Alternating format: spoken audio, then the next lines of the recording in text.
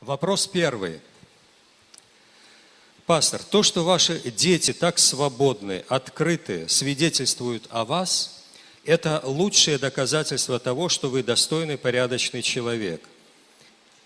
Это не значит безгрешный, никто не совершенен. Потому что если бы вы были на сцене одним, а в реальности другим, лучше детей это различие никто бы не подметил.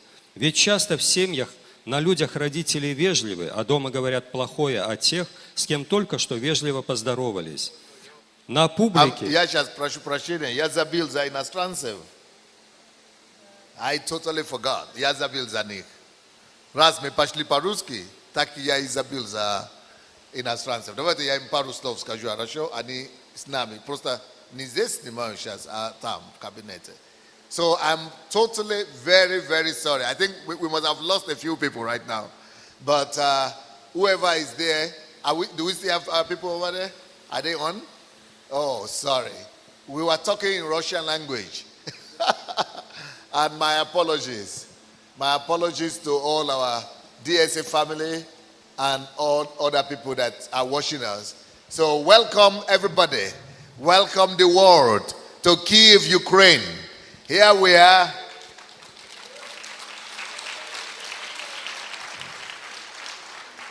Here we are doing what we call summer fast. So we have a few people here who are fasting, who are not eating, who are fasting, who are praying, just dedicating themselves, renewing their own dedication to God.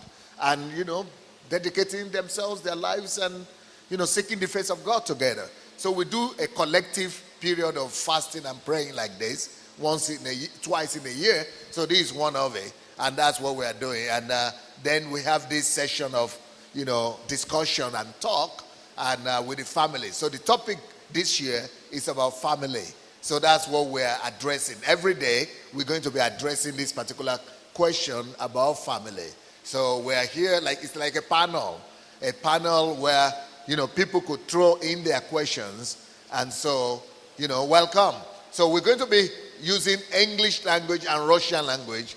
So, forgive us that it's not just going to be English language this time. It's going to be both English and Russian. So now, the question that is being read right now is by one of our pastors here, Pastor Alec, is that one person wrote and said, Pastor, the fact that your children are testifying about you and talking openly about who you are and your influence in their lives and the influence of their mother in their lives is the greatest testimony that anybody could give about anybody.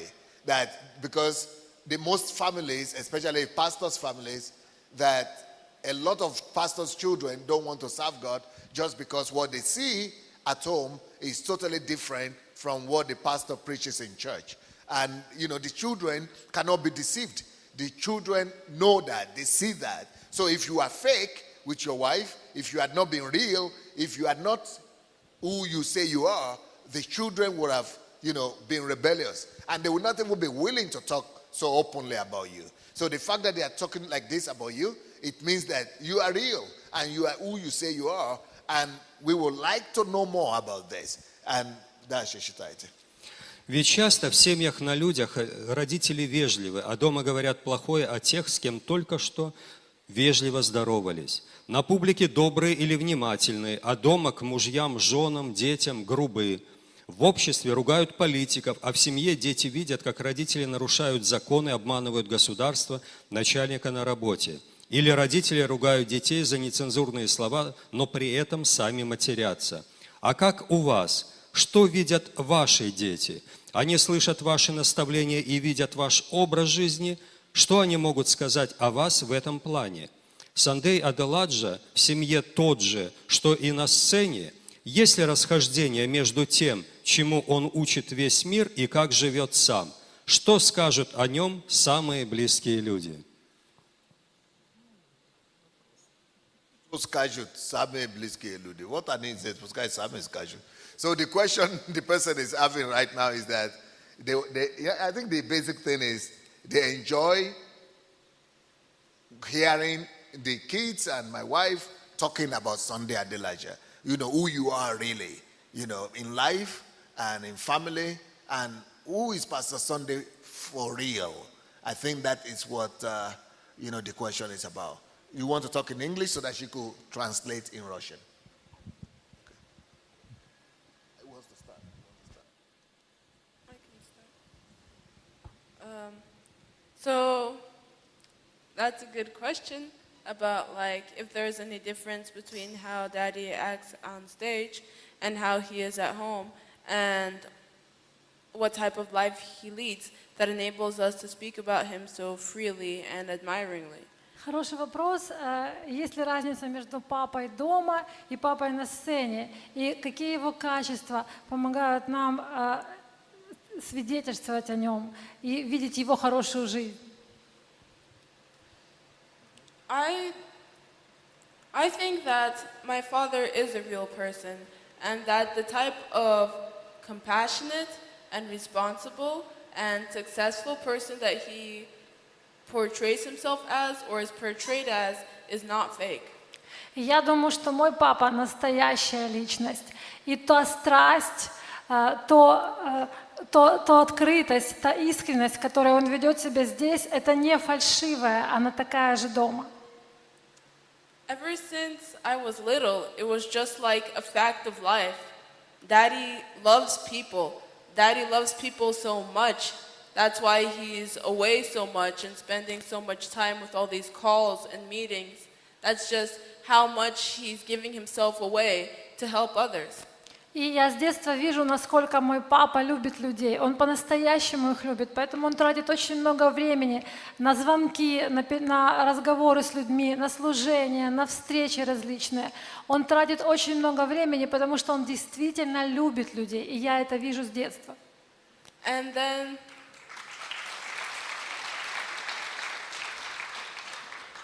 Daddy doesn't just love on his family either.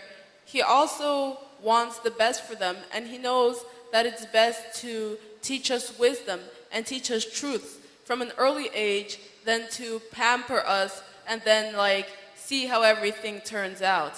И знаете, он любит также семью, и это видно. И папа с детства предпочитает учить нас мудрости, чтобы мы росли мудрыми. А он не просто нас нянчит и потом смотрит, ну что из этого всего выйдет, но он действительно вкладывает в нас мудрость Божью. And I think that he always applies everything that he teaches about at the pulpit to his life at home. He's always educating himself. He's always humble. He's always seeking God above all things. And I don't think any of these things are a show. I think he is a man after God's own heart. И он учит нас такой же жизни, какой он живет сам. Он постоянно развивается, он постоянно ищет Бога, он постоянно ищет новое. И он действительно нам своим примером являет, как нужно себя вести. И я не думаю, что он делает вид, или он как-то по-другому себя ведет в церкви, но он делает точно так же дома, как и здесь. Recently I've realized it, but my father is actually a genius. И я недавно поняла одну простую вещь. Мой папа, между прочим, гений. So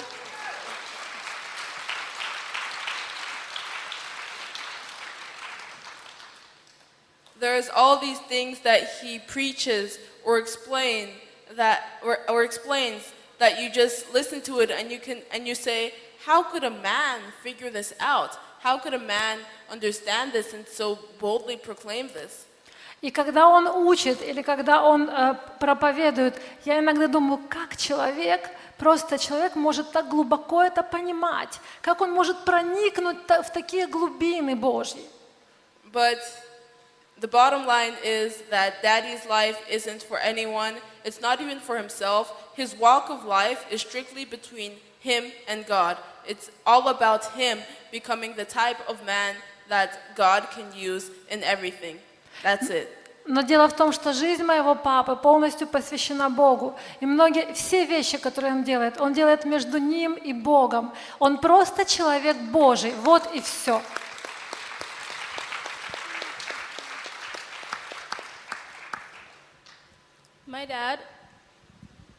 My My dad is one of the most honest and transparent people I have ever known. Я могу сказать, что мой папа самый честный и самый прозрачный, то есть открытый человек, которого когда-либо я видела на свете.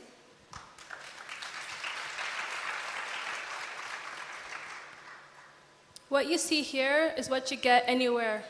И такой, как он здесь, такой он везде. He always tries his best at anything he does, always tries to keep a positive attitude, and whenever he gets mad, it's only to try to make things better. И он всегда старается делать наилучшим образом. Он всегда рад, и он всегда доволен, он всегда имеет позитивное мышление. И все, что он делает, он старается выкладывать себя полностью. His love for God and people is genuine, and you can see it no matter how hard you might try to pretend that it's not there. No matter what he does, it's always so evident. И его любовь к людям, и его любовь к Богу, действительно, это все его естество.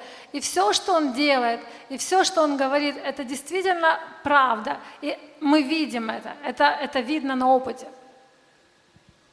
So I think that's why it's so easy for us to talk about him, because we know the man that we're talking about, not only as a father, but as a person.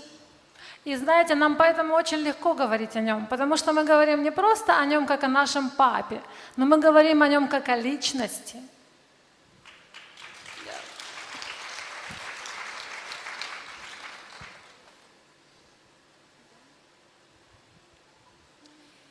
Well, the question is good. Хороший вопрос. Yeah, the person wanted to know the genuinity and our real pastor is. Человек хочет узнать, действительно ли пастор такой, как он есть на самом деле везде, действительно ли он естественный.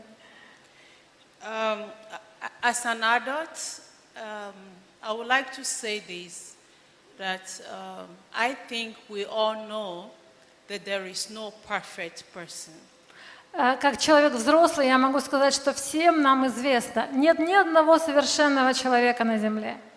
But even though there is no perfect person, there are dominating traits in people that shows the level of their genuinity and the level of how real they are. Но несмотря на то, что нету совершенных людей на земле, в каждом человеке есть определенная тенденция, которая показывает уровень их искренности и уровень того, насколько они действительно реальны. I've known pastor maybe for 24 years. Я знаю уже пастора 24 года. Soon we will be celebrating our 23rd wedding anniversary. И скоро мы будем праздновать нашу 23-ю годовщину свадьбы. And I can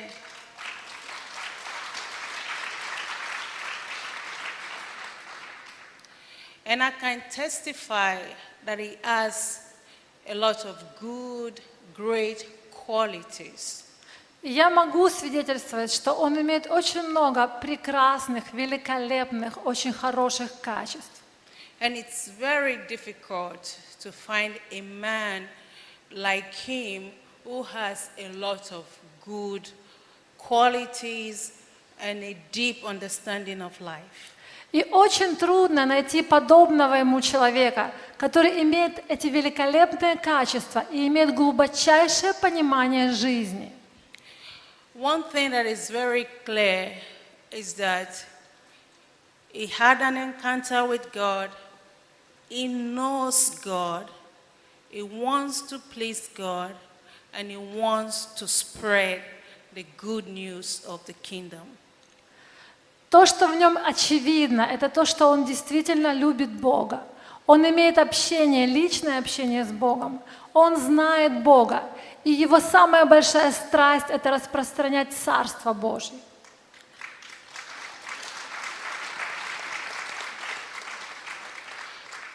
My daughter has mentioned that it's a very transparent person.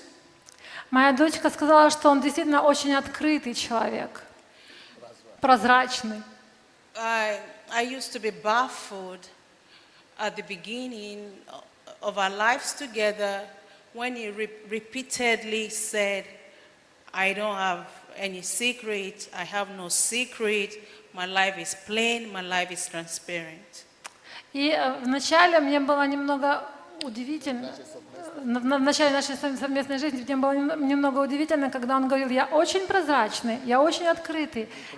Непривычно мне было. Я не держу секретов, я не прячу ничего за спину. Because I had secrets, I loved my privacy, and actually that was an issue at the beginning of our relationship. The openness, the lack of secret. I wanted to keep my family as a privacy. Потому что на самом деле у меня были секреты, я любила, я как бы была достаточно закрытой, я чувствовала, что мне нужно что-то как бы приватное, которое никому не могу открыть, и это создавало проблемы в начале нашей совместной жизни, особенно когда я скрывала что-то по поводу семьи. But over the years, Он слишком открытый, а я бы хотела, чтобы он был более закрыт, особенно в вопросах семьи. over the years, I've also come to believing very close to no secrets, to having no secrets. Very close. Но на протяжении моих лет жизни я уже очень близко подошла к тому, чтобы тоже не иметь никаких секретов. And that is due and thanks to my relationship with God, my understanding of God. И это очень тесно связано с моими личными отношениями с Богом, с моим пониманием Бога. So now I understand that he didn't have secrets because he knew God more than I knew God at that time. И сейчас я понимаю, что у него не было секретов, потому что он знал Бога очень глубоко, гораздо больше, чем я знала Бога в то время. Because it's very fundamental in Christianity and in Jesus' teaching that every secret things shall be revealed. Потому что это основа христианства. И Иисус учил, что всякая скрытая тайная вещь будет открыта. So I think when a person is real with God and when a person is sincere, then apart from confidentiality, there will be no secret. И я верю, что когда человек очень близок с Богом, когда он действительно искренен и открыт, то кроме каких-то вопросов отдельных, конфиденциальных, у него больше не будет никаких секретов. Yeah, so I've always seen myself as a very lucky person to be a wife to pastor. И я считаю себя очень счастливым человеком, потому что я жена пастора. Because he's a very responsible person in the family. Потому что он очень ответственен в семье. I don't know most of the mysteries, most of the trials, most of the problems wives go through, most of abuse that wives go through in marriage. И мне не знакомы ни унижения, ни злоупотребления, ни оскорбления, ни проблемы, которые другие женщины проходят в своей семейной жизни. And I think one of the reasons why I was able to release pastor, to serve people, to be open-minded, is because I felt loved, I felt cared for, I felt catered for. И знаете, мне кажется, что то, что я смогла отпустить пастыря, служить людям и быть открытым и много времени уделять им, связано с тем, что он очень верен, что он очень любящий, что он показывает эту любовь, внимание и участие постоянно по отношению ко мне. Что я чувствовала любовь, постоянное внимание по отношению ко мне.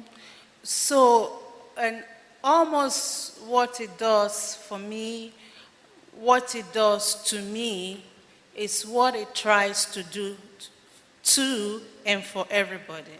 И то, что он делает и делал, и старается делать для меня, он также старается делать для любого человека. I would, No, ito yung problema niya, John. Ito mo Pastor Bose unikan. Yedaveno yedis veneta ka gente na naswete katore. It's nice to your muj. No, taka je dobre dito kak ne tak I kapsiem ludiam. No, umeja stolka primerov kak pastor konsultacji, что женщины именно на это спотыкаются, что как это он относится к другим, как же со мной, как я. И очень многие люди конфликты имеют из-за этого. Но видите, мудрость пастора Босе. И мудрость мужа тоже. Что если муж дает жене достаточное внимание и любовь, тогда жена спокойная, она не будет с этого делать кризис. Но если муж не дает такое же внимание жене, а дает чужим, вот тогда, конечно, проблема.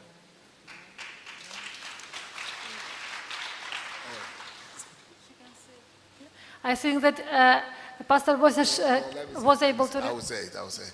Okay, what I just added to what Pastor Bose was saying is that, and actually people ask me this question. Mayowa, she knows about it, and maybe Julie also knows, because people normally ask me this question on DSA family and say, how come Pastor Bose, you will let you go and serve us like this? And that's what Pastor Bose herself has just answered, and it's just exactly the same thing that I have always explained to you. And the way I got to know about it is because there was a time I was in the car sitting among two women, pastors, and then Pastor Bose was coming. I knew she was coming, and I knew she's okay. She knows that I needed to serve them if I'm sitting like that. And then she came, and then all the women started trying to jump up from the seat to get to the other seat. And Pastor Bose just said, no, sit down. I have him to myself all the time, every day. And, I'm not threatening because I know that you need this. You need to be with your pastor. He needs to support you. So Pastor Bose sat opposite and just try. And then later on when we were talking, Pastor Bose explained to them that, yes, if I had not been receiving any attention and just giving to you, yes, maybe I would have behaved just like you are suspecting that I should behave. But because I'm covered, I'm secured, I'm protected, I'm loved, and I know that, so I don't, I'm not afraid. I'm not threatened to let pastor go and minister to other people.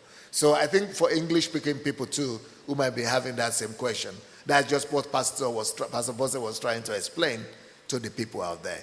And then what I said is that because Pastor Bose said, as much as I know, Pastor Sunday always tries to give love, care, and kindness to everybody else, anybody he meets, just as much as he does to me.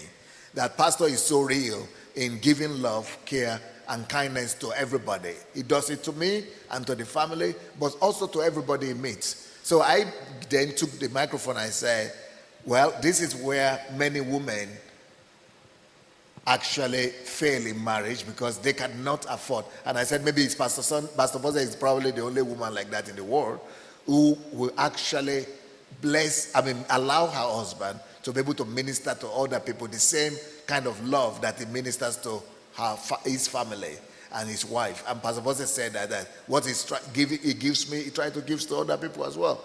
And that many women don't want that to happen. So then I said, but the wisdom there is, if the husband does not give that same love, care, and attention to the wife, and is trying to give all that to the other people around, then any woman will not be happy, and it could lead to quarrel and conflict. But when you know that, when the woman also knows that the husband is giving her all the care that he can and is taking care of his family, then it's also wisdom from the side of the woman to actually let him be a minister of God to other people and pass to people what God desires that people will have through his life. Я могу сказать, что если бы моя жена не чувствовала покрова с моей стороны любви, Okay, going going back to the question, the main question, and actually the question is for the kids, is your father real? Is it the same person? So I'm talking in the same line. And also at this time, I would like to say this. We had a recent crisis in the church, and when people were saying that pastor is a liar, is playing two games, it's not really the person he portrays himself to be. And that was a big blow and a shock to me, because I've always had a different impression. So due to that situation, I started to be more watchful, to be more careful. And today I can say that he's really a man of God. I can say he loves God. Like I said, there is, I see his mistakes. I know his weakness. I know his failures. I know things I wouldn't have done the way he does it. But the bottom line is that he knows God, and God is still the center of his life. И, конечно, дети говорили о том, что папа реален, и я точно так же поддерживаю их. Мы действительно видим, что он реален. И в свете кризиса, который у нас был в церкви недавно, когда люди начинали говорить, что пастор играет в двойную игру, он неискренний, он обманывает, меня шокировало, потому что я знаю его другим, я вижу, что он другой. Но этот кризис позволил мне быть более внимательной, больше наблюдать. И я вижу, насколько он действительно искренен. Я вижу, что это человек Божий, что он по сердцу Божьему. И все его желание служить Богу. И я знаю, что он реален.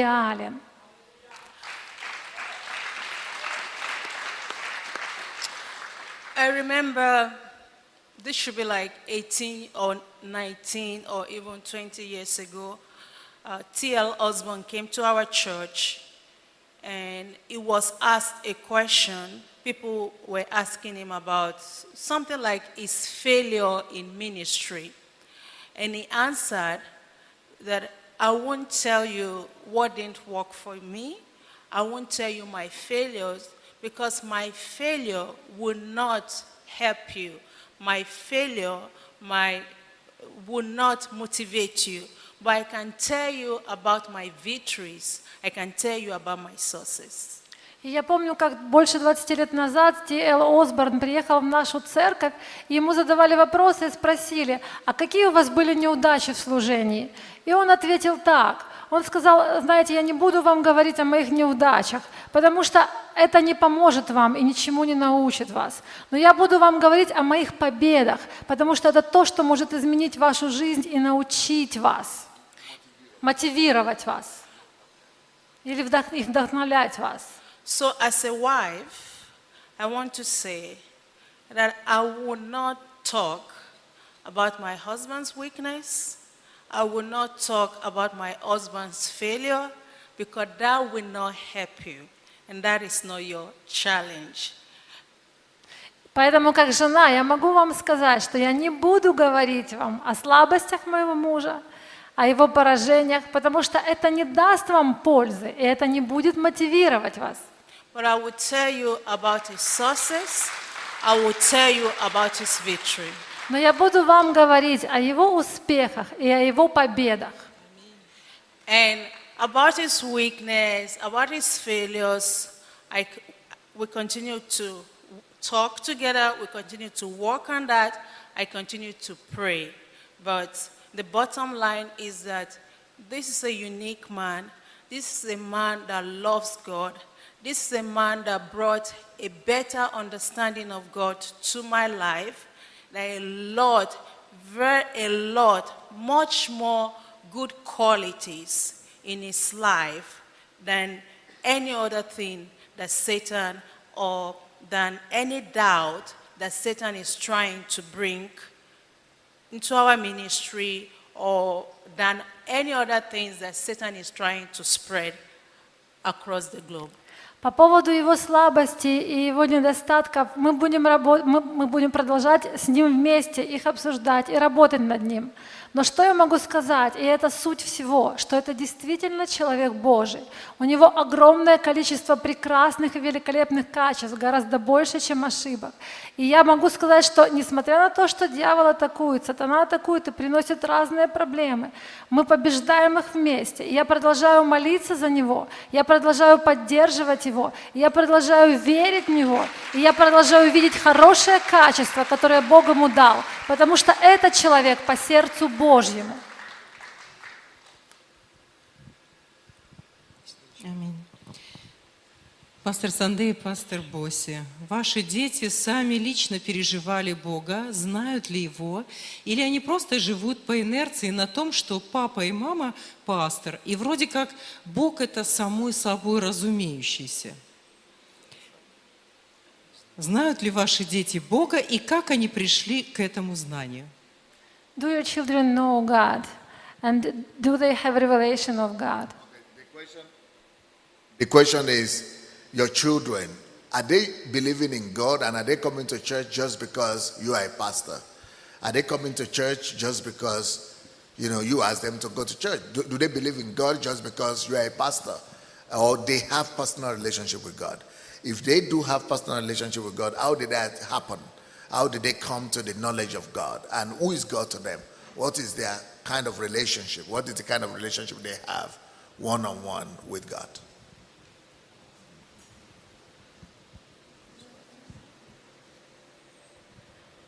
Okay, so obviously I was raised in a Christian home. Конечно, очевидно, что я выросла в христианской семье. And I prayed every night before I went to sleep and before I ate. И, конечно, я молюсь перед тем, как утром или на ночь, и каждый раз перед едой. I went to church and went to a Christian school. И я также хожу в церковь и в школу. And when I was around 11, when I started thinking about what kind of person I want to be, И когда мне было где-то 11 лет, я начала думать, какой личностью я бы хотела быть. I was thinking, how do I want to live my life? Like, what is my life? Я начала думать, что есть моя жизнь и какую бы жизнь я хотела прожить. And then I came across this gospel singer. И я думала о том, что я хочу быть человеком, прославляющим Бога, певицей, которая поет псалмы Богу. Она познакомилась с псалмопевцем, с певцом. And looking at her passion for Christ and for God, I started looking back and thinking, what does God and Jesus mean to me personally? Это была певица. И видя, как живет эта женщина, я начала думать, а что же Бог имеет для меня лично? Какого человека хочет видеть во мне Бог? I realized that mostly for me, Jesus was a name more than an actual being. И я поняла в тот момент, что Иисус для меня был больше просто именем, чем действительно личностью, живой личностью. And he was more a part of my life than my actual life. И он был просто как бы частью моей жизни, но он не был моей жизнью. And praying was a ritual or a tradition. И для меня молитва в то время была больше похожа на традицию или ритуал.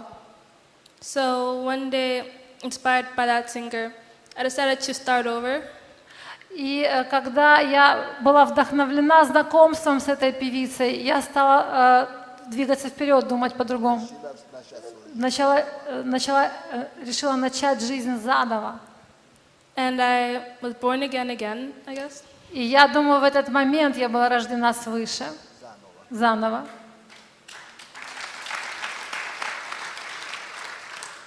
And I think that's when my real personal relationship with Christ started.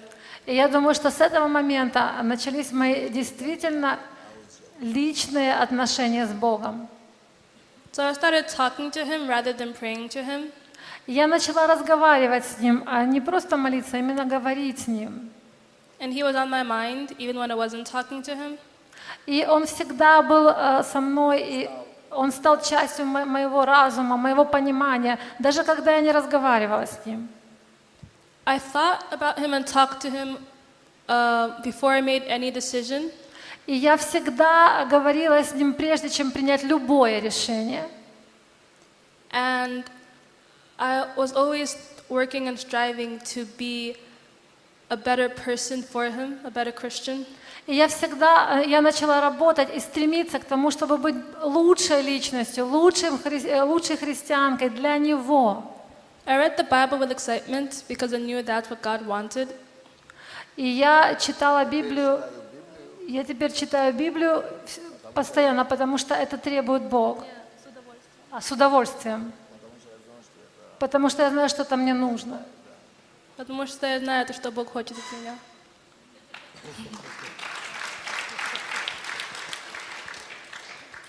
And I live every life with Jesus, every day of my life with Jesus. И я действительно живу ежедневно мою жизнь вместе с Иисусом.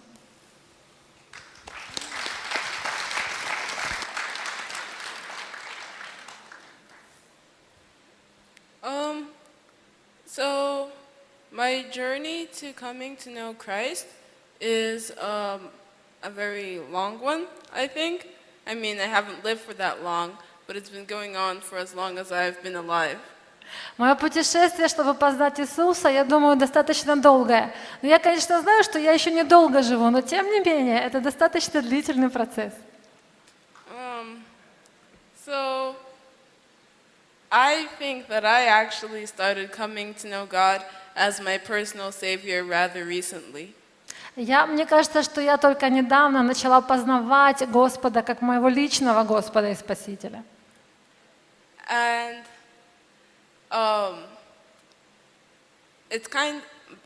but it might not really seem that way because, especially when I was younger, I do a lot of things that, make you seem like a good Christian. Почему я говорю сейчас об этом? Потому что раньше, когда я была моложе, я делала много вещей, которые присущи настоящим христианам. И вы можете подумать, что да, это человек христианин. And I mean, I'd even evangelize. I'd write maybe summaries of my parents' sermons and print them out and give them out. I was really passionate about those things. И я даже евангелизировала, я распечатывала проповеди моих родителей и раздавала их. But looking back, I see that I wasn't actually practicing Christianity spiritually. Но возвращаясь, глядя назад, я вижу, что я не практиковала духовную сторону христианства. And I was more copying people or doing what I was told. И больше похоже на то, что я просто копировала или подражала людям, или делала то, что мне говорили делать. I'm glad that I came to know God that way because I had lots of good examples around me to copy. But eventually, the reason that I was obeying God's laws was not because I loved Jesus specifically, but because of all these things I was told, and because when you're little, especially, it serves you well to be obedient. So, yeah. И я на самом деле довольна, что я познаю Бога таким путем, потому что у меня были много хороших примеров, которым я следовала, и меня с детства учили послушанию, и я слушалась и родителей, и всех, кто мне говорил, но это не было вот тем настоящим общением с Богом. So, yeah, before I know lots of things about the Bible and Christianity, but I didn't actually know Jesus. И я действительно знала много вещей о христианстве, я знала Библию, но я не знала самого Иисуса. And I guess to know Jesus, I had to go through a stage I guess for my first steps of coming to know Jesus, I had to go through a stage when I found myself not relying on the principles I had been taught before, and I had to suffer many mental attacks from Satan, and to just have everything inside me be disoriented and to have questions beating at me at every side, so I couldn't just be pretending to be a Christian anymore. И когда я действительно пришла к Иисусу, когда я поняла, что я уже не надеюсь на те принципы, которые меня учили раньше, и, у меня было очень много атак со стороны сатаны, и я поняла, что я просто не могу больше делать вид, что я живу христианской жизнью, как у меня получалось раньше. During that stage, I'd often be angry at God. I mean, I was angry at everybody, but since I was angry over going through things that made me angry, I was angry at God. And I was kind of wondering if He really was there, if I was going through so much suffering and angst. И это был период, когда я очень злилась, и злилась и была недовольна всеми. И когда ты недоволен, и это недовольство и на недовольство, это на самом деле значит, что ты недоволен Богом. И я думала, ну как же Бог может позволить мне проходить такие страдания? But God saw me through that, and after that, I started relying more on Him. Но Бог провел меня через эти испытания, и после этого я стала полагаться на Него гораздо больше, чем раньше. And that's where the positive parts of all my copying came in, because then I started copying my parents and trying to implement all the principles I saw around me, but this time it was actually out of an interest for Jesus Christ.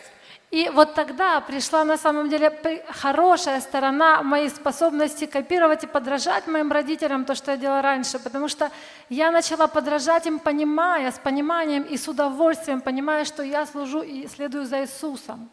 But of course, it was a process that came in stages, because I think this would be hard for every child, but when you've grown up and everything you know is given to you, and when all of your main priorities are tangible, it takes some effort to connect to the spiritual world and to spiritually be aware of Jesus. That was hard for me to understand. Но я думаю, что каждый ребенок проходит какие-то стадии. Это не было в один день. И стадии у каждого разные, но приходит момент, когда каждый ребенок сталкивается с тем, что ему нужно глубже познавать духовный мир. И именно духовная сторона христианства, которая мне открылась, помогла мне измениться. Он говорит, что, она говорит, что сложность была в том, что когда ты растешь, будучи ребенком, что ты привыкаешь к тому, что тебе все всегда дают. То есть, родители все тебе обеспечивают. А чтобы Бога познать, это же не просто то, что физически ты можешь просто пошел и взял. Это надо самому развить. А развить его, отношения с ним, это невидимое. Вот сложность в том, что как это, когда все дается так легко, а познать Бога лично надо взять это из незримого мира.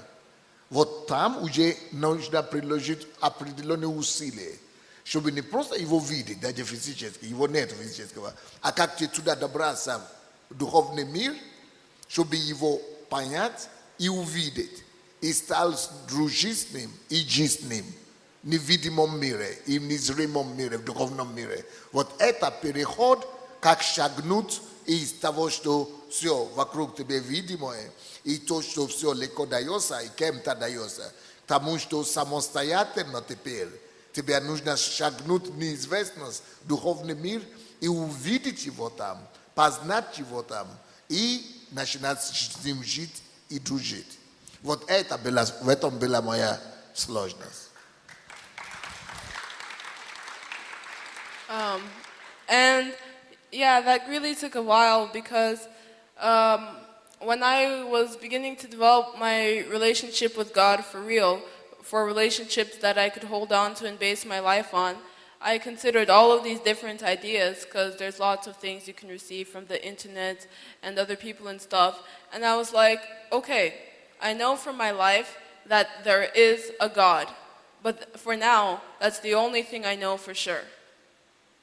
И когда я начала развивать мои отношения с Богом, я пыталась иметь в виду и учитывать разные течения и разные идеи. Я смотрела в интернете, я изучала, и потом я сказала, хорошо, есть Бог, и я знаю, что Он есть, и на этом я буду строить свою жизнь.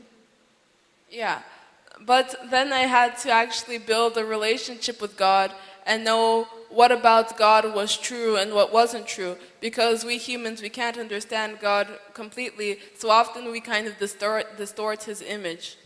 Но потом, когда я начала развивать свои отношения с Богом, я начала лучше понимать, что есть правда о Боге и что неправда. Потому что часто мы, когда ищем Бога, мы можем неправильно понимать те образы, которые Он нам дает. But God was with me through all of that time, and even when it seemed like I couldn't get anywhere with my relationship with God, the more I actually tried to get closer to God, no matter how petty and little my efforts were, each time God actually did touch my heart and He did reveal Himself to me.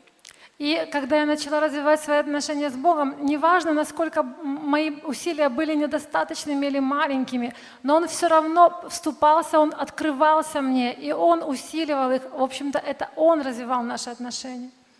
So that's when I actually came to know God and to love Jesus. And now the next stage that I'm still going through, but I think I've gotten really better at this year, was my priorities. Definitely the material and my instant pleasure was still a priority that was pretty high and maybe even higher than God for me. И я продолжала развивать отношения с Богом, и я уже гораздо лучше Его понимаю. Но есть приоритеты, которые раньше у меня были, и я даже думала, что они выше, чем Бог. И теперь в этом году я это меняю. И ставлю Бога на первое место. And yeah, so I had to become conscious of God and to apply His precepts and His existence to every part of my life, not just kind of put God's laws aside every time I feel like I want some pleasure or something now. And that was really hard for me. Я стала иметь гораздо лучшее сознание Бога, и я начала применять и ставить Его Слово, Его принципы выше других, несмотря на как бы мне тяжело это ни было, потому что раньше, если я что-то очень-очень хотела, то я немного откладывала Божьи принципы, а теперь я ставлю их на первое место. Yeah.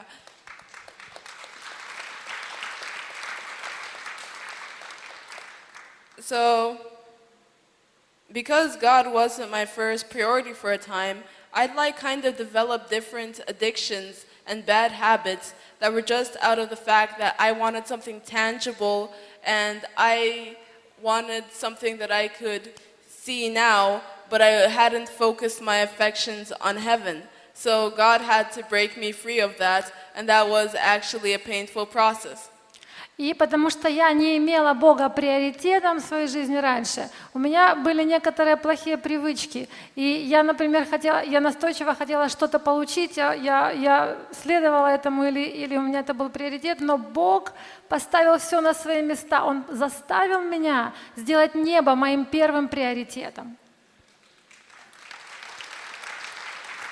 And now that I see that putting your trust in something ephemeral, something physical is so destructive, that has really helped me to humble myself. That's another problem, that I'm quite prideful. But to humble myself before God, see His law as so much more important than my current feelings, and to, just be able to love God more than I love myself. So that's what I'm working on right now. That's why I'm fasting right now. And may God bless and help me. И теперь я начала видеть, что полагать свою надежду на что-то очень временное, недолговечное, на что-то физическое и материальное, это не дает мне пользы. И я начала полагать свою надежду на вечные ценности, на Бога. И да, мне нелегко, но я начала больше смотреть на духовный мир, я начала поститься, я начала двигаться в Боге, и пусть Бог мне поможет в этом движении познания Его. Ну, она говорит о том, что она просто рассказывает, что ее познание Бога идет стадиями. Первая стадия – это то, что она сама не просто хочет, раньше познала Бога через инструкции. родители, церковь, школа, не делай то, не делай, через послушание. То есть тупо послушание, а ей это не нравится, потому что когда тупое послушание, это не от сердца идет. И она говорит, что я вижу, что если я тупо просто слушаю Богу и угождаю Ему, хотя я это делаю, но это не настоящее, я его не угождаю на самом деле, я его не знаю. Потом я стал делать исследования, что другие говорят. Почему есть неверующие, почему есть атеисты, почему есть другие, которые имеют другие вероисповедания, почему есть другие убеждения, почему есть другие философии. И я стала самой влазить в интернет, делать исследования, почему другие верят так, как они верят, почему люди утверждают, что его нет. И после такого большого и объемного анализа, который занимал мне многие годы, нисколько, я все-таки пришла сама уже к выводу, что все же Бог есть. И обнаружила его для себя, как мой Бог. Поэтому Бог стал для меня реальным. Но это была одна стадия. Но вторая стадия была в том, что, хорошо, знать Бога, это еще отличается от того, что знать Иисуса. И потом, когда я уже начала строить отношения с Богом, тогда это меня привело к познанию уже Христа. В том, что я стал наблюдать уже заново, но другим углом, за жизнью моих родителей, как они живут. И я уже начала видеть, что да, они правильно все делают, но они делают все это для Христа. И я через их наблюдение за ними и за образ жизни их, я сама полюбила Иисуса. И когда я уже начала понять смысл этих всех их действий и то, что я считаю Библией. И вот это вторая стадия, то есть от познания Бога к познанию Христа и любовь к Нему. Но самое сложное для меня стадия была в том, что я обнаружила, что полюбить Бога и полюбить Христа, это еще не значит, что угождать Ему все время. Что я имею в виду? Что несмотря на то, что я уже познал Христа, познал Бога, но я обнаружила, что из-за того, что я изначально лукавила, то есть я делала все, как говорили, и послушно, но у меня были свои приоритеты.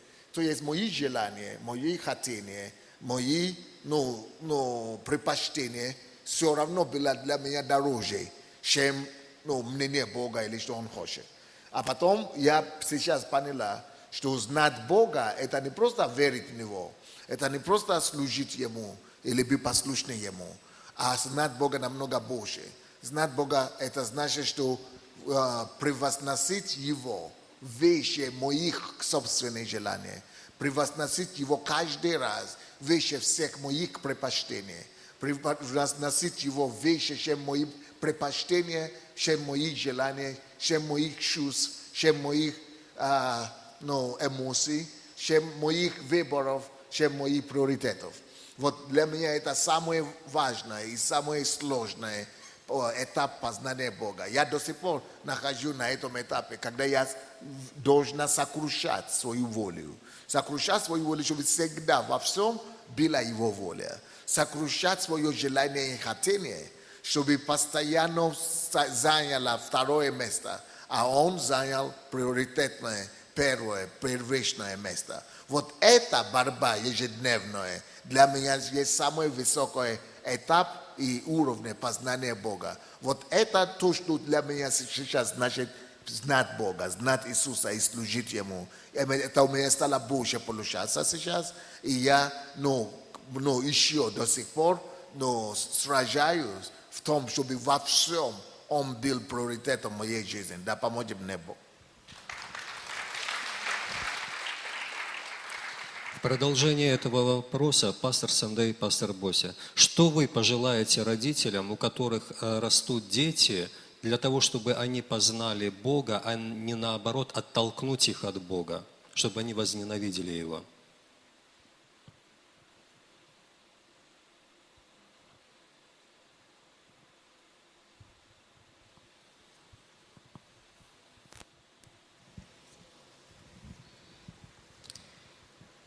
I would say the question we have in English. The question is, what would you like to, you, Pastor Bosse and Pastor Sunday, what would you like to advise parents to do so that they will relate with their children in such a way that their attitudes will not push them away from God, but rather attract them to God, make God attractive to them? So what will be your advice to parents? How can they relate to their children in such a way that the children will rather want to know God? Actually, to some extent, it's very easy to transfer your faith to your children. До некоторой степени можно сказать, что это достаточно легко передать свою веру своим детям. Especially if you add the children either as yours or even if they are adopted children, you adopted them from a very young age. Особенно если это ваши собственные дети или это усыновленные дети с маленького возраста. Children at such age and growing up, they have a high level of trust in their parents, in their guidance. Маленькие дети, когда они растут, они имеют большой уровень доверия родителям и тем, кто их ведет, и к руководству со стороны родителей. So for many years, you see that many Christians are Christians because they are born in a Christian family or in a Christian country. Many Muslims are Muslims because they are born into a Muslim family or into a Muslim community. And the same we can say about all other religions, Buddhists, Hindus, and so on. И поэтому на протяжении многих лет мы видим, что многие христиане потому, что они родились в христианской семье, воспитаны там, и что они живут в христианской среде, христианском государстве. То же самое можно сказать о мусульманах. Многие мусульмане потому, что они родились в мусульманских семьях и были там воспитаны, они живут в мусульманском государстве. То же касается буддизма и многих других религий. But we are living in an age now that knowledge has increased. Internet has really changed our life, and internet is changing religion. That many people now are asking the question, do I have the real faith? Should I follow the faith of my parents? And so on. Но сейчас мы живем в веке, когда умножается знание. Мы имеем интернет, который позволяет очень многие вещи получить, информацию. И в интернете есть очень многие вопросы. Люди начинают задавать себе вопросы, действительно ли я верю? Действительно ли я должен следовать вере своих родителей? Что мне делать?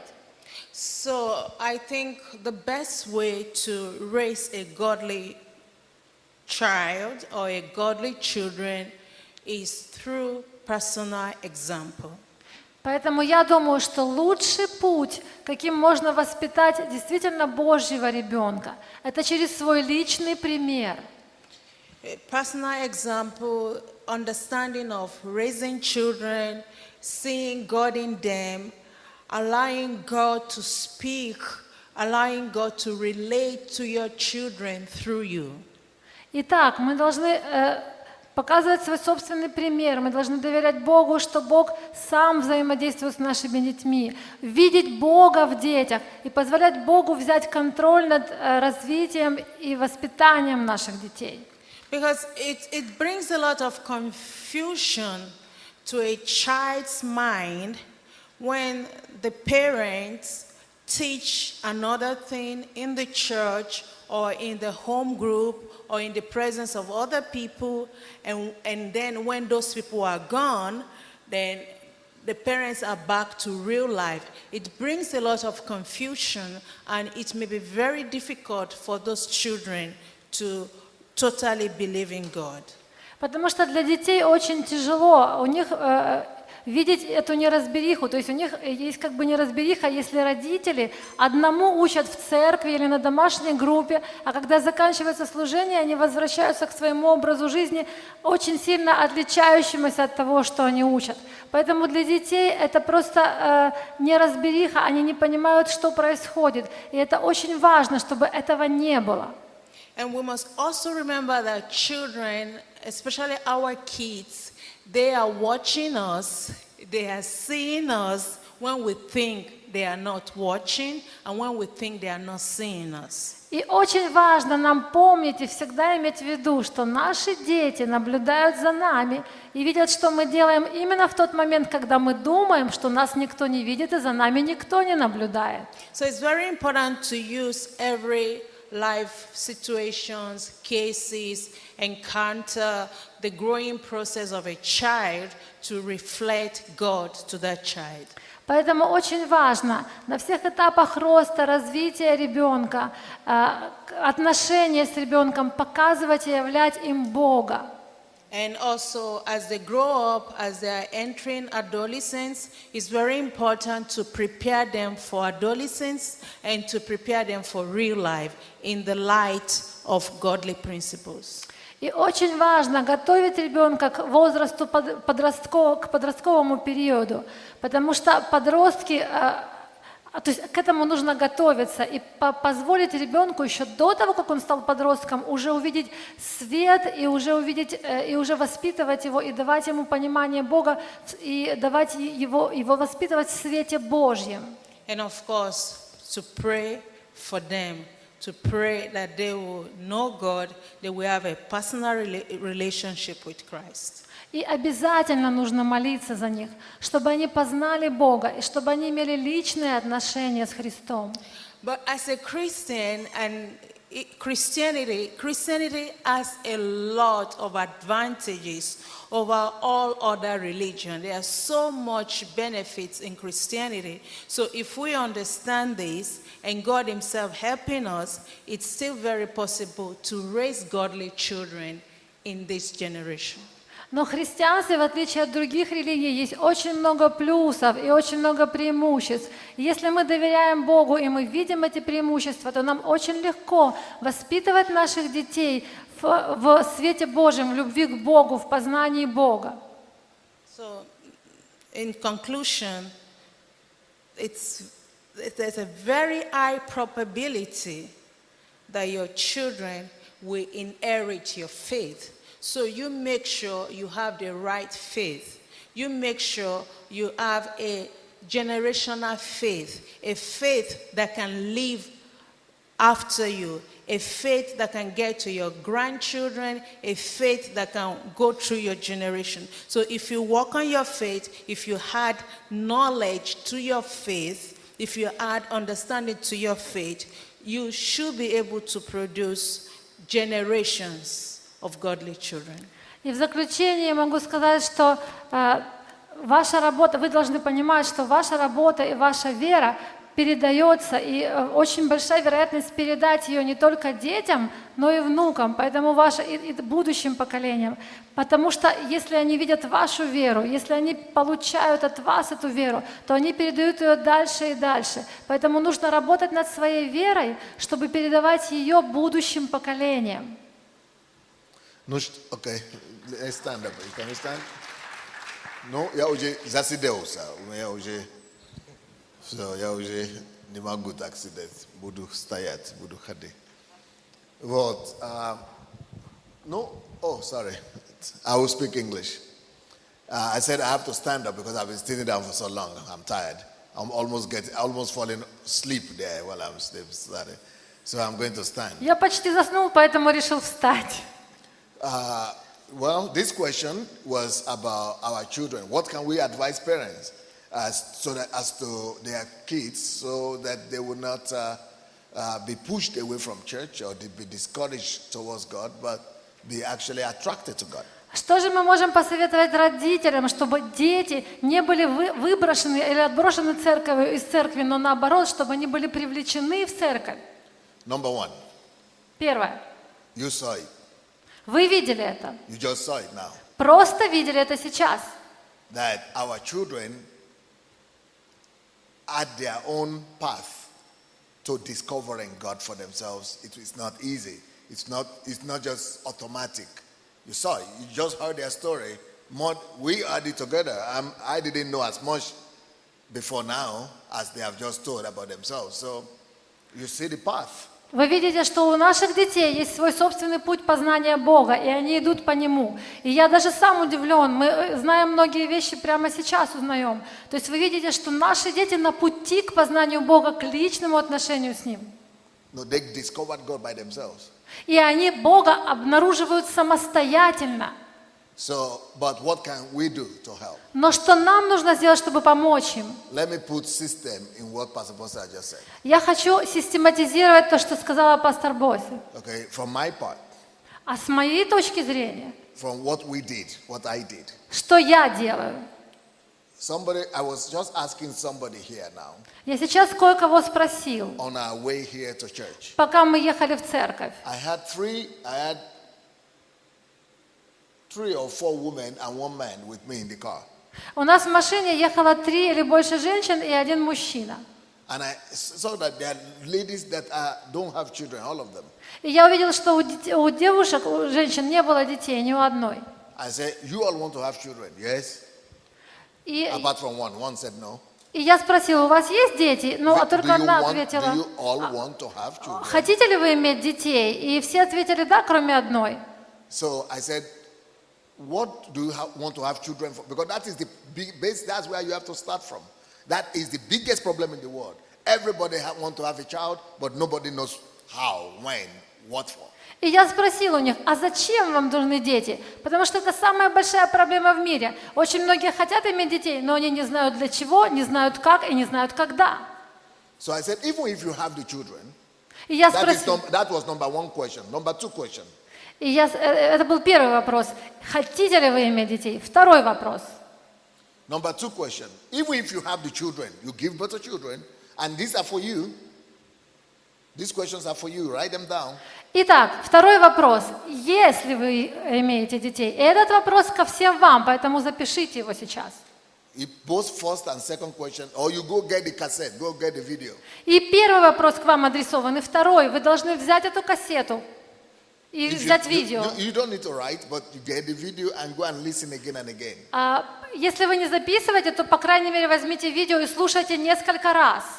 So the second question is, even if you have children right now, Второй вопрос. Если вы сейчас имеете детей or you are going to have children, или собираетесь иметь what are детей, your plans concerning those children? какой у вас план в отношении ваших детей? How do you see them becoming? Who do you see them becoming? Кем вы хотите их видеть? Как вы видите их в будущем? Who would they become?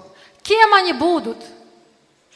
What will be their status in the society? Какое у них будет положение в обществе? I'm not talking about wishful thinking, hoping that, well, God will bless us. Oh, I hope. I'm not talking of hope. И я не говорю сейчас о просто мечтах. Я надеюсь, что Бог нас благословит. Я не говорю о надежде. I'm talking about concrete thought process and concrete picture. Я говорю сейчас о конкретном мыслительном процессе и о конкретной картинке мысленной. Towards who we want our children to become and how they will be in life. О том, кто будут ваши дети, как они будут жить в жизни, кем они будут. Number 3 question. Третий вопрос.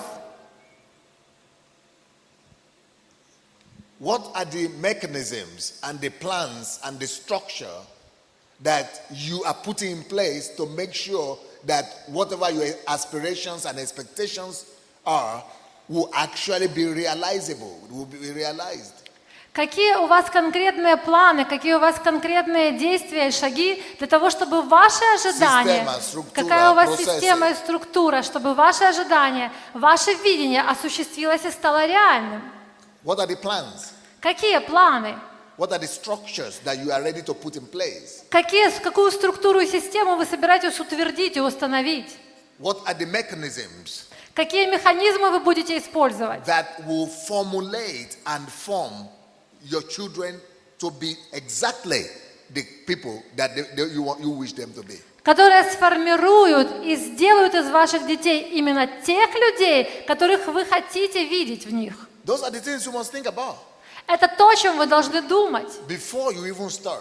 перед тем, даже как вы начнете. Otherwise, Иначе what you are going to have, I will tell you your future. вы получите то, что вы получите. Я сейчас вам скажу ваше будущее. All of you. Все вы. No miracles. Нету чудес. The chance of miracle is just from 0 to 2%. Шанс для чуда только от 0 до 2%. And that is called exceptions. И это называется исключение. So if you don't want to just live on chance and exceptions, Итак, если вы не хотите просто жить на авось, а вдруг, then you need to listen to this. тогда вам нужно внимательно выслушать это. Now, see what will happen. Слушайте, что будет.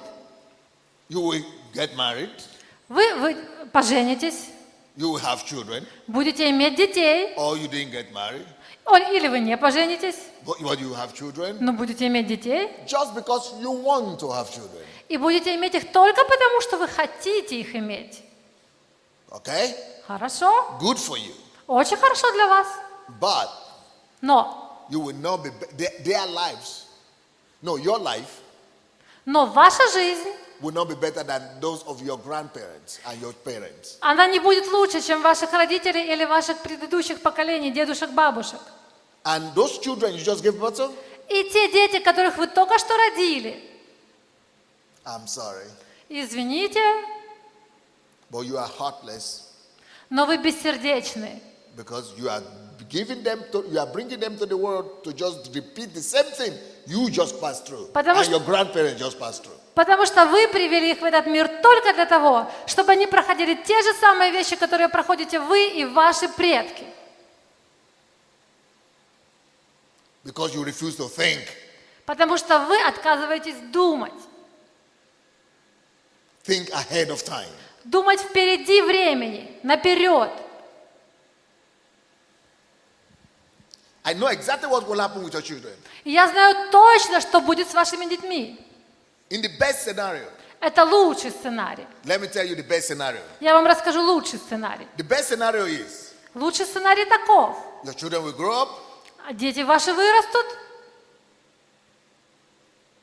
and your joy will stop и ваша радость прекратится, for having those children.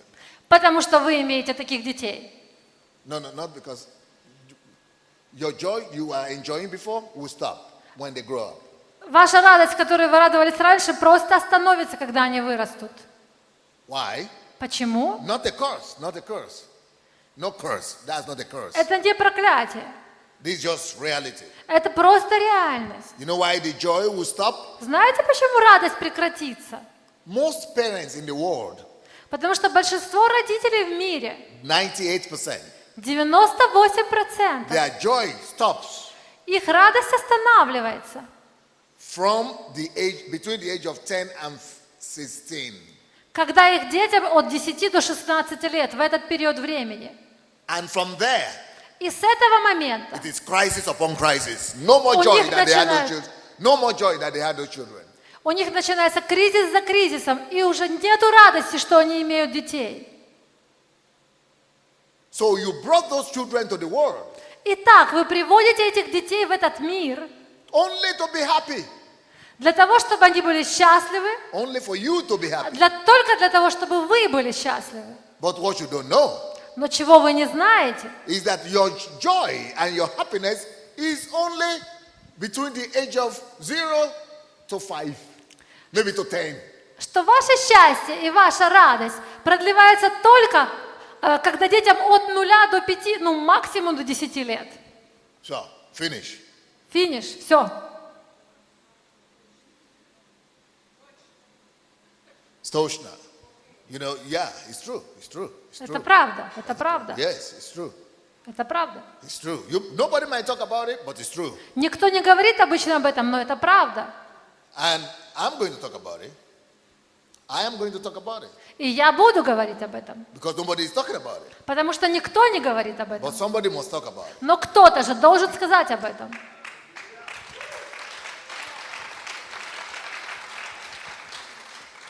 because our attitude to having children is like a conveyor in the factory. Потому что наше отношение к тому, чтобы иметь детей, похоже на конвейер на фабрике. That's what you are here to do. Это то, что вы можете делать. No. We tell ourselves, and the world tells us what else. Это то, что мы слышим, что нам надо делать. Что мы еще можем сделать? That's what the whole world says that we are here to do. That's what you tell yourself, I'm here to do. So just live, give birth. И это мир говорит нам и так учит нас, для чего мы живем на этой земле, чтобы жить и рожать, жить и рожать.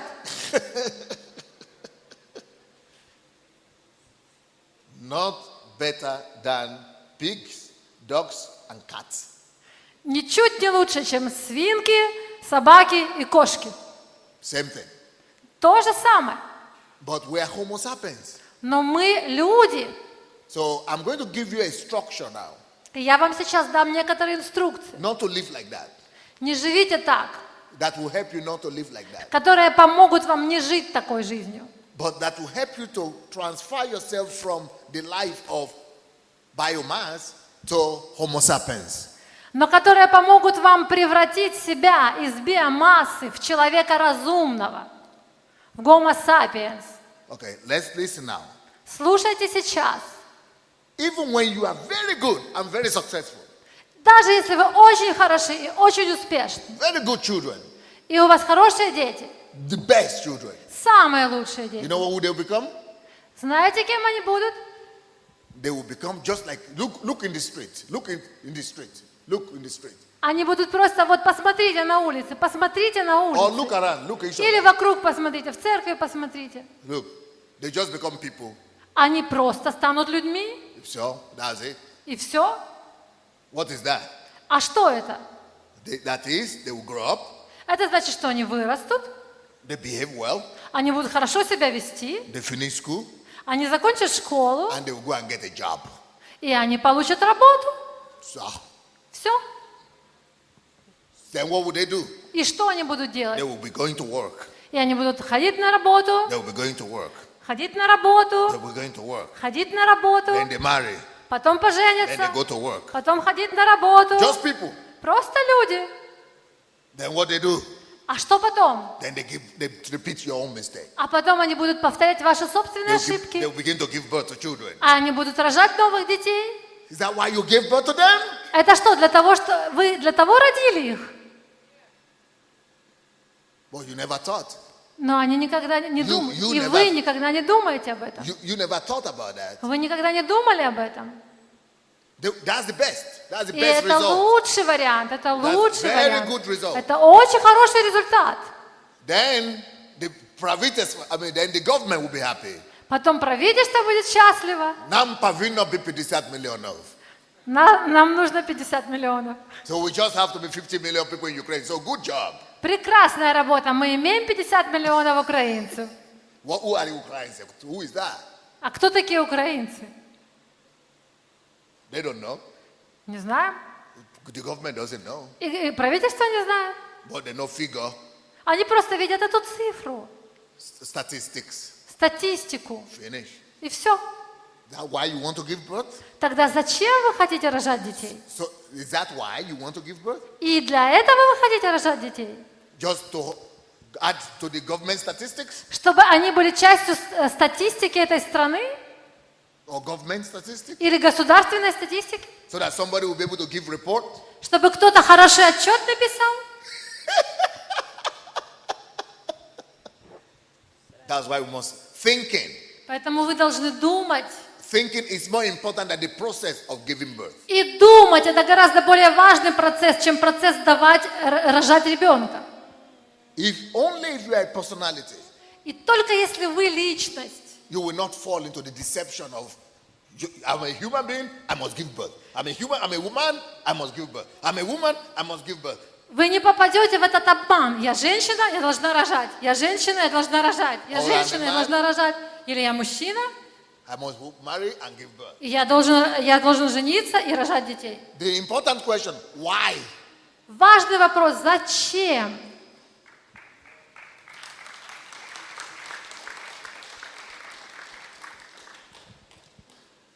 Now, Сейчас. so how do you change that order? That mess. Как же вы поменяете этот... Как нам поменять? Как нам поменять это? Как нам поменять этот порядок вещей? Before I talk about the way things are supposed to be, Перед тем, как я буду говорить о том, как правильно делать, какой правильный порядок вещей, let me say a few things more. я скажу еще несколько вещей. Giving birth to children Давать рождать детей or get married или жениться should never be the most important thing in your life. не должно быть самым важной вещью в вашей жизни. They have deceived you. Они обманывают вас. They have deceived you. Они обманывают вас. They have deceived you. Они обманули вас. They have deceived you. Они обманули вас. The world has deceived you. Мир обманул вас. We believe обмануты. Вы были обмануты. You know, the world has deceived you. Мир обманул вас. System has deceived you. Система обманула вас.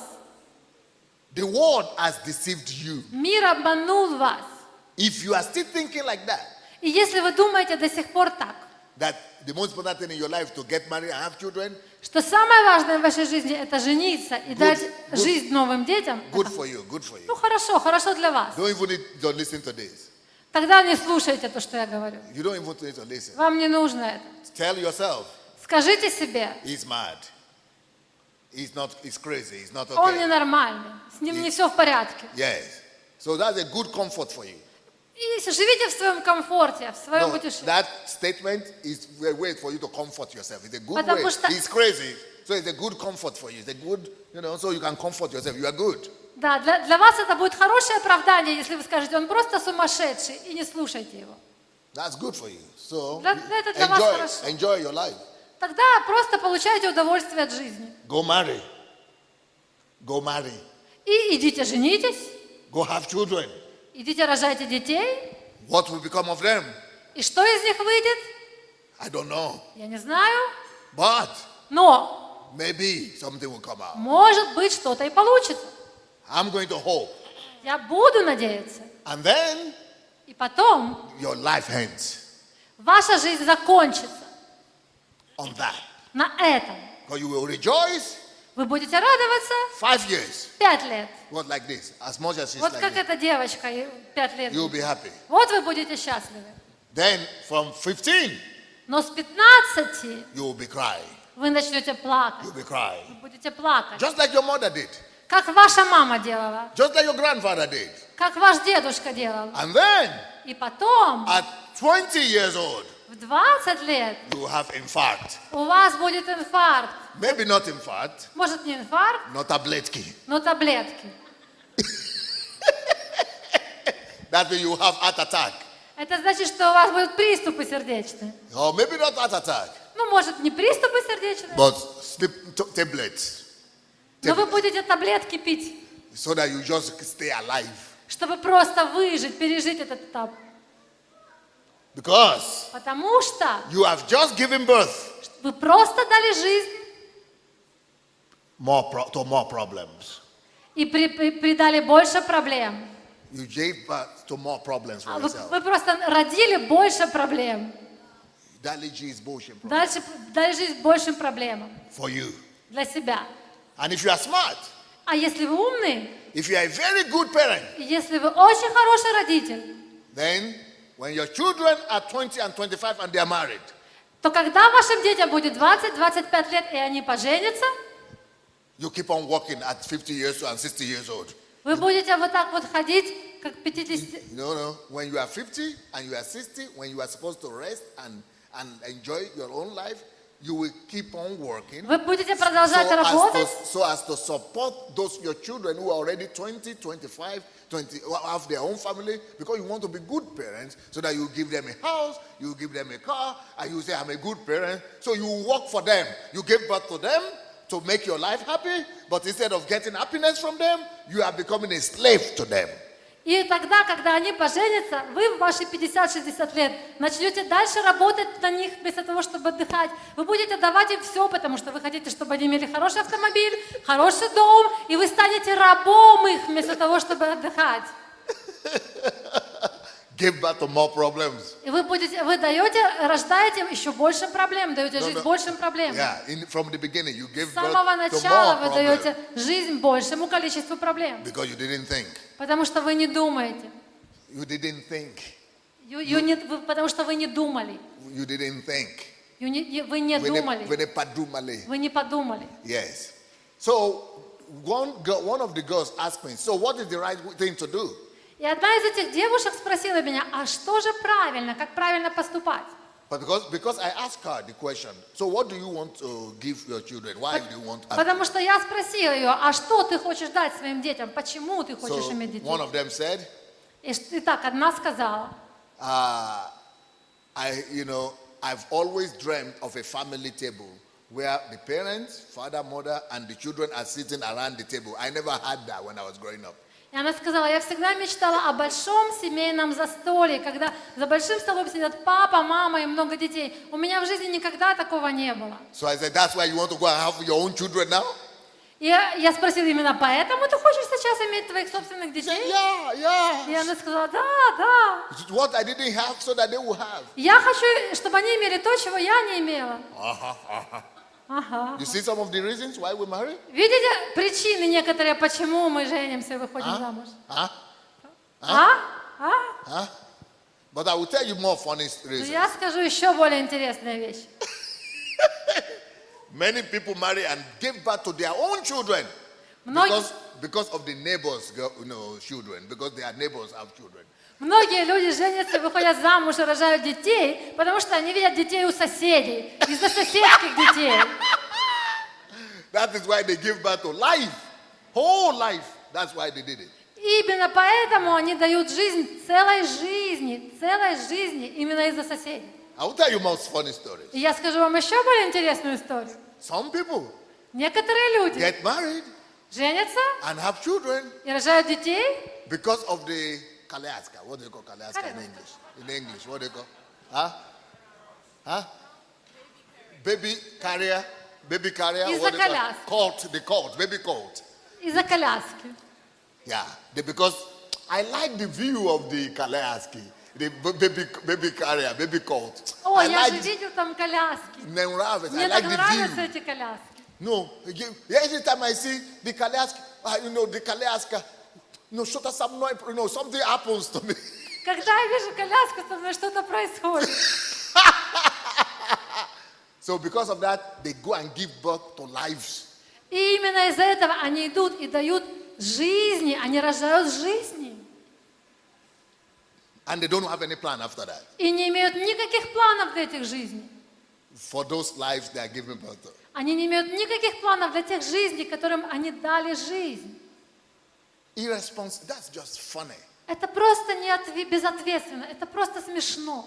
And one of the girls told me И одна из этих девушек сказала мне, that, I used to tell my mother this thing you are saying to me now. я сказала маме то, что вы мне сейчас говорите. I said, but you say you want to have children too. А я же сказала, ну ты что же сказала, что хочешь иметь детей? She said, yeah, but I never applied that to myself. I only applied to my mother. Она сказала, да, но я никогда не применяла это к себе, я всегда это применяла к моей маме. Why did you give birth to me? Почему? Я говорила, почему ты меня родила, зачем? And you don't have any plan. И ты не имела никаких планов на меня. But I never asked myself. Но я никогда при этом себя не спрашивала. See, hypocrisy. Видите, какое лицемерие? So how to do things right? Итак, как же делать правильные вещи? Before you even try to marry.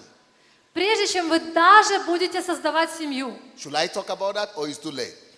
Нужно ли говорить об этом или уже поздно? Because I'm seeing that most of you are grown-up people. Maybe I shouldn't talk about that. Может быть, вы уже многие достаточно взрослые и уже поздно говорить об этом? Раз уже поздно. Раз уже поздно все. Since it's already too late. Or I should say it. Или сказать. I should say it? Сказать? Okay, one. Первое.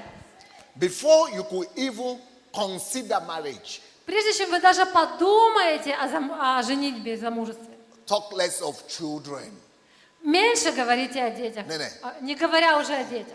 Yeah, before you even consider marriage, talk less of children. Прежде чем вы даже подумаете о замужестве, уже не говоря о рождении детей, pray. молитесь. Before you know the person you are going to marry, Еще даже прежде того, чтобы вы узнали, за кого вы будете выходить замуж или жениться. ask God, Спрашивайте Бога, what does He want for you, что Он хочет для вас, for your life? для вашей жизни. Let Him show you a picture. Пусть Он вам покажет картину, Let Him show you understanding пусть Он вам даст понимание, of what does He want for your life. что Он хочет для вашей жизни. Then concretely pray, should you marry or not? Потом конкретно молитесь, нужно ли вам создавать семью или нет. Get an answer. Получите этот ответ. Let's say God says, yes, you need to have a marriage. Пусть- You need to marry. Пусть Бог вам скажет, да, тебе нужно создать семью. If God says you are going to marry, И если Бог скажет, что ты должен создать семью, then тогда go to the third level. Third level. That's the third question. спроси у него третий вопрос.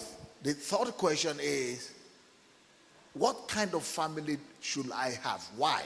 Why? Why should I form a family? Спросите у него, какой тип семьи должен я иметь? Зачем? Почему я должен иметь семью? What is the purpose of that marriage?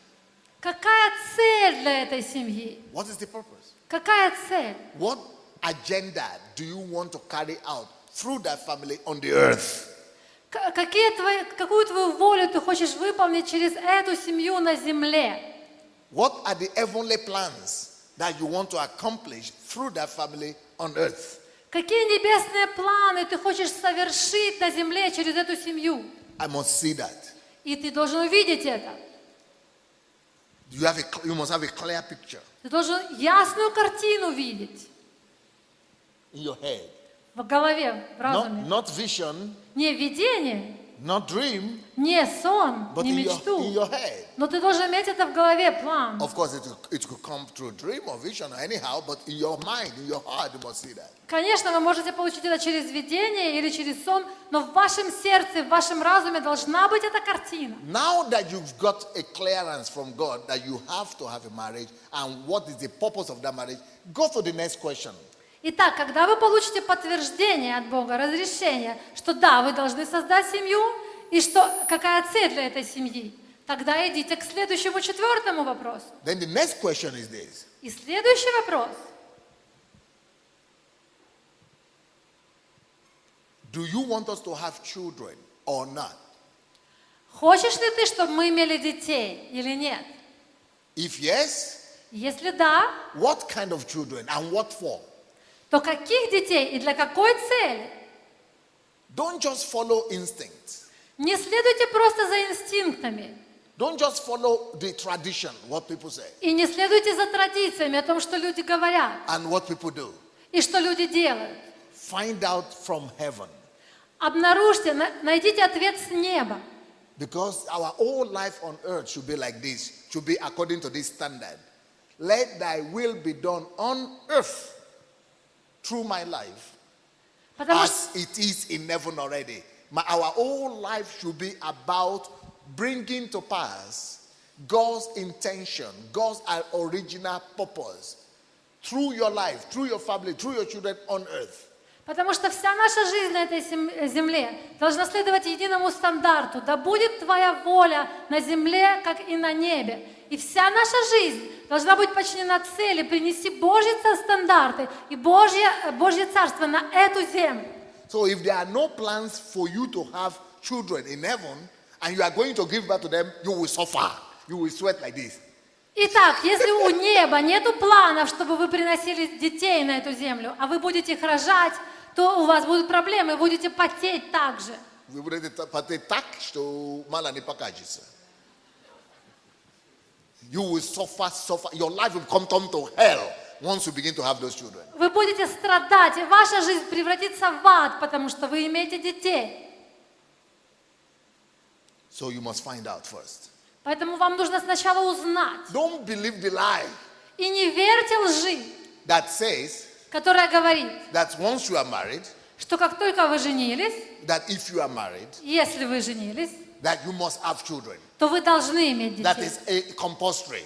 Что это Please обязательно. don't believe that. Пожалуйста, не верьте Please этому. don't believe that. Пожалуйста, не верьте этому. Please don't believe that. Пожалуйста, не верьте этому. Please don't believe that. Пожалуйста, не верьте этому. Please don't believe that. Пожалуйста, не верьте этому. Please don't believe that. Пожалуйста, не верьте этому. Please don't believe that. Пожалуйста, не верьте этому. Please don't believe that. Пожалуйста, не верьте этому. Rather believe Но верьте, that whatever wants for you, find out about that and live like that. что не верьте тому, что небо хочет для вас. Обнаружьте, узнайте, что небо хочет для вас, и живите по тому, что небо хочет для вас. And then maybe God will say, you don't need to have your own children, И тогда, возможно, Бог скажет, тебе не нужно иметь своих собственных детей, but God could say, take care of other children. но Бог может вам сказать, но позаботься о других детях. Maybe not adoption. Может быть, не усыновление, Maybe take care of my children in church. просто заботься о моих детях в церкви. Maybe take care of my sphere of the sphere of life that I'm calling you to. Может быть, заботься о той сфере жизни, которая тебе болит. Because I have my children there too. Потому что у меня там тоже дети. Maybe take care of grown-up children. You know, people in the world. Может быть, Бог скажет, заботься о уже взрослых детях, люди этого мира. It's not always at adoption. Это не всегда об усыновлении. Or sometimes God could say, yes, you will adopt. Но иногда Бог может сказать, да, ты усыновишь. And only one option is having your own children. И только одна из этих возможностей или опций – это иметь ваших собственных детей. But not the only one. Но не единственное.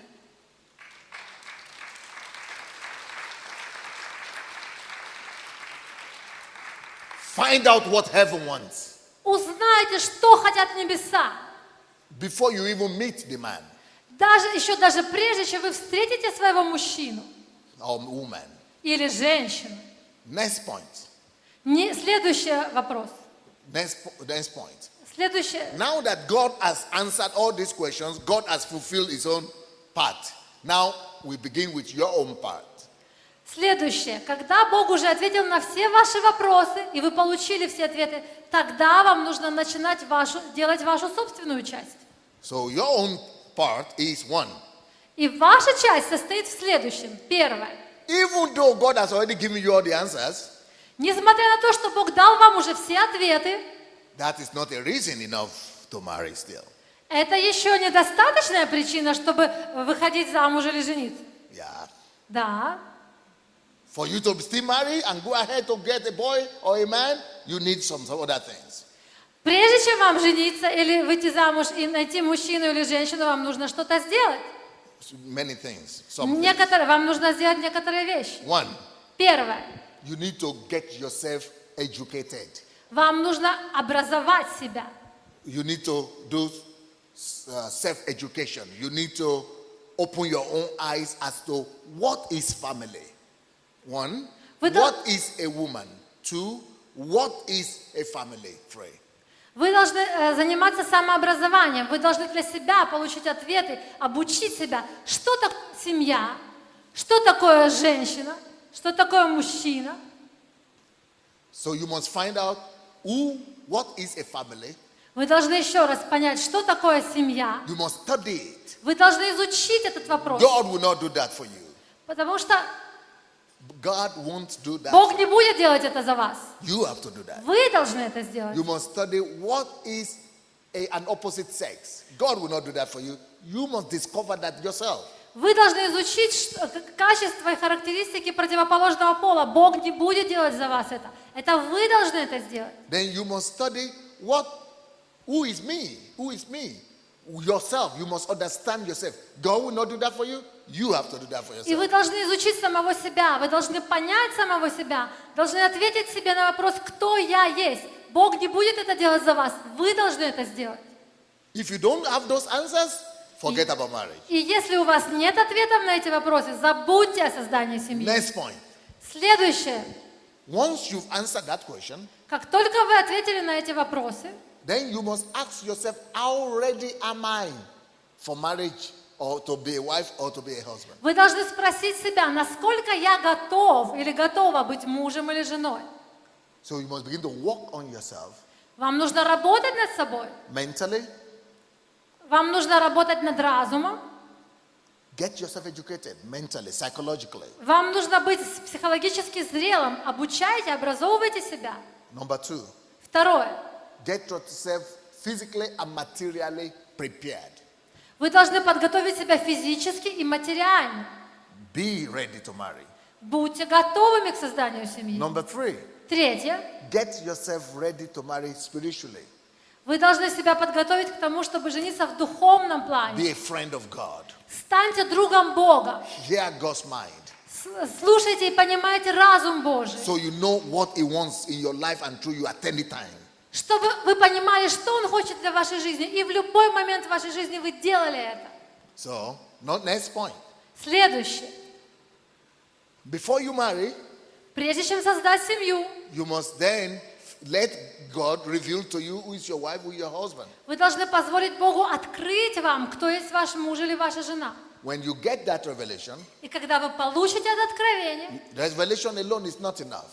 и откровения еще недостаточно, You must ask yourself other questions. вы должны себе еще задать вопросы. One, Первый. is God leading me to this person? Действительно ли Бог ведет меня к этому человеку? Second question, Второй вопрос. you must ask yourself, Должны спросить себя, do I love this person? действительно ли я люблю этого человека? If you feel God is leading you, Если вы чувствуете, что Бог ведет вас к этому but you человеку, don't love the person, но вы не любите этого forget человека, about it. забудьте об этом. So that's number 2. Это второе. Number 3, Третье. do I like what I got, this person? Нравится ли мне этот человек? Нравится ли мне то, что я получу? Even if you said you love the person Даже если вы знаете, что вы любите человека, and God has led you to the и person Бог ведет вас к этому человеку, and you don't like what you say, но вам не нравится то, что вы видите, forget about it. забудьте об этом.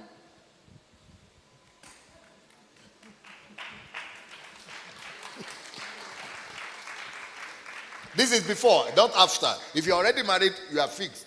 But Это- this is before. Это надо все делать до создания семьи, потому что если вы уже создали семью, все, уже дело закончено.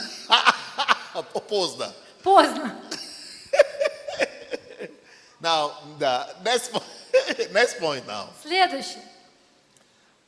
Mayowa, you go and set up the thing. I know you want to hear, but I'm sorry. Next point. Следующий. If you are a man, Если вы мужчина, before you now go to say, I want to marry you, I love you, before you approach the lady, прежде чем вы подойдете к девушке, чтобы сказать, я люблю тебя и хочу жениться на тебе, make sure будьте уверены, you have, удостоверьтесь, that you have a place where to bring her. что у вас есть место, куда вы можете ее привести. Not to your mother's house. Не к вашей маме в дом, And not to your uncle's flat. и не в квартиру вашего дяди. You have your own place. Вам нужно иметь собственное место. Minimum, Минимум. you must have paid for that apartment for 1 year before you even talk to her, or 2 years above, if it's not your own proper. И если это не ваша собственная квартира, то вы должны иметь возможность заплатить за нее минимум года, может быть и 2, прежде чем жениться и привести туда жену. No, before you talk to her. Прежде чем подойти и предложить ей. You understand? Before you Поняли? talk to her. Даже прежде чем вы начнете говорить с ней об этом. 2, Второе. before you talk to her, Прежде чем вы предложите, сделайте ей предложение. make sure Удостоверьтесь, that you have enough salary or enough income to take care of her for her to be comfortable. And yourself. Удостоверьтесь, что у вас достаточный доход или достаточная зарплата, чтобы ей и вам было комфортно, чтобы вы могли спокойно оплачивать все нужды. Listen closely. Слушайте внимательно. You must make sure Вы должны быть уверены, that you have enough что у вас достаточно средств, so that you will never need to ask her to contribute for food or for house or anything. You will never touch her money. чтобы вы никогда не попросили ее добавить ее зарплату к вашей, для того, чтобы иметь еду нормальную или платить за дом. Никогда. Never ask her for anything. Никогда не просите ее добавить ее деньги. Because you are the one asking her to marry you. Потому что вы тот, кто попросил ее выйти за вас замуж. So you should have thought before then. Поэтому вам нужно подумать прежде. You should have thought before then. Вы должны Yeah. Поэтому надо было и Поэтому надо думать. думать раньше. So you don't have the moral right. Morally, it's not right for you to go and tell the lady that you want to marry her. She should marry you while you are planning to combine your salary and her salary. It's not fair. It's not right. It's a lie. You are a deceiver. You are a crook. You are a fraudster if you do that. Вы не имеете никакого морального права подходить к девушке с предложением, если вы в голове имеете идею, что вы объедините ваши две зарплаты. Вы тогда лгун, вы просто обманщик, вы просто неправильно говорите, вы обманщик. Вы кидалова. Кидалова. Да, все. Because it's not true, it's not right. Это неправильно, Because you wanted to get her. потому что это вы хотите иметь ее. Why should you be thinking that you have to get a salary? What were you? You wanted to marry. Are you sick? Вы хотите иметь ее и при этом думаете, что она должна давать свою зарплату. Вы что, больной? Even if Angel Gabriel appear to you, you are not ready to marry. И даже если ангел Гавриил придет и скажет вам, чтобы вы вышли замуж, не выходите, No, Zenitha. чтобы вы женились, не делайте это. No, you don't. You are not ready for И marriage. вы не готовы к этому. It means if you cannot take care of the girl, even if an angel comes from heaven to say you should marry, you know you are not married. You are not yet ready to И marry. если вы не готовы к этому, у вас нет этого, то даже если ангел с неба придет и скажет вам женитесь, не делайте этого, потому что вы не готовы к этому. Okay. Now, Итак, the final thing you have to do, последнее, что вы должны сделать, if everything is okay, если все в порядке, then you have to sit down with the girl тогда вам нужно сесть вместе с or девушкой with the man или с мужчиной and discuss all these things I just mentioned. и обсудить все эти вопросы, о которых мы сейчас говорим. About children, О детях, about family, о семье, everything. все. And about God's plan for you, for your family to bring God's plan to the earth. That is what your life is about. Not what your family said, I want vnuk, I want vnushka.